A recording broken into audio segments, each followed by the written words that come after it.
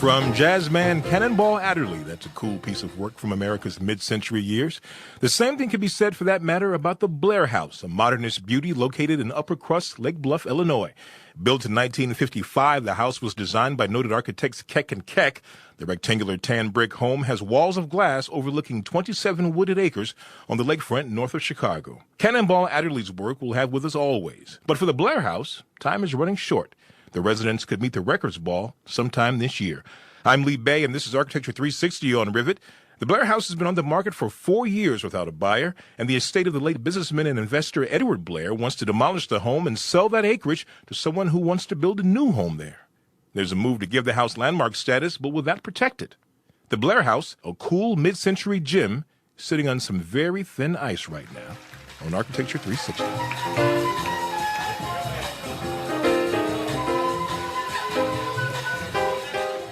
Chicago's North Shore has some of the finest residential modernism in the Midwest. Beautiful, groundbreaking structures nestled on large wooded parcels, architecture and nature becoming one.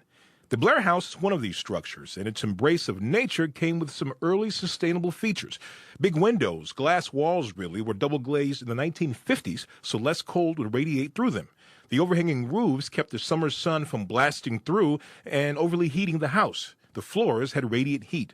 In 1957, Architectural Record magazine called the home, quote, a residence of exceptional distinction. But houses like these, though groundbreaking, are small by today's standards, particularly for today's rich folks. While the master bedroom in the Blair House is 23 by 16, two bedrooms are about 14 by 14, according to a real estate listing sheet. That's barely a walk-in closet for the North Shore, especially for a house that was at one point listed for $9.9 million. But the high card in the deck stacked against the Blair House is this. Businessman Edward McCormick Blair, who built the house and died in 2010, stipulated in his will that the house must be sold and the proceeds given to charity. His son, Ed Blair, told the Tribune, "The purpose is not to honor my father by keeping the house. It is to honor my father by following his wishes."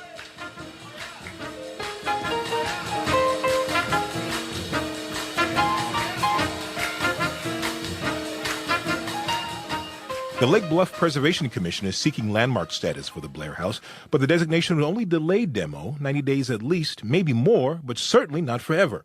That's because the town's landmark laws don't have teeth to override an owner's wishes. One of the town's preservation commissioners told the Tribune, "We kind of know what the end game is, unfortunately," unquote.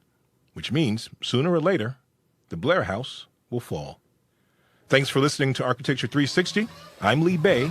Tune in next time. That's right.